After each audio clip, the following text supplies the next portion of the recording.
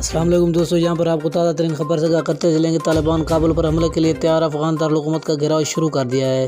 طالبان اب تک 34 میں سے 25 صوبائی دارالحکومتوں پر قبضہ کر چکے ہیں۔ افغان دارالحکومت کابل میں کئی گھنٹوں سے بجلی کا مکمل آؤٹ ذرائع ملک کے اکثریتی علاقوں پر قبضہ کرنے کے بعد طالبان نے افغانستان کی دارالحکومت کابل کا گھیراؤ شروع کر دیا۔ غیر ملکی خبر رساں ادارے کے مطابق طالبان اب تک 34 میں سے 25 صوبائی دارالحکومتوں پر قبضہ کر چکے ہیں اور جلال آباد پر بھی طالبان نے قبضہ کر لیا ہے، جس کے بعد افغان حکومت کا کنٹرول صرف کابل تک محدود ہو گیا، جبکہ افغان دارالحکومت کابل میں کئی گھنٹوں سے بجلی کا مکمل بلیک آؤٹ ہے۔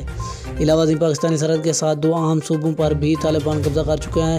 صوبہ فاریاب اور کنٹر بھی طالبان کے زیر اثر ہیں۔ بتایا گیا ہے کہ طالبان نے ازبک سرحد کے قریب آخری بڑے شہر مزار شریف پر بھی قبضہ کر لیا، جہاں وہ اپنے پہلے دور میں قابض نہیں ہو سکے تھے۔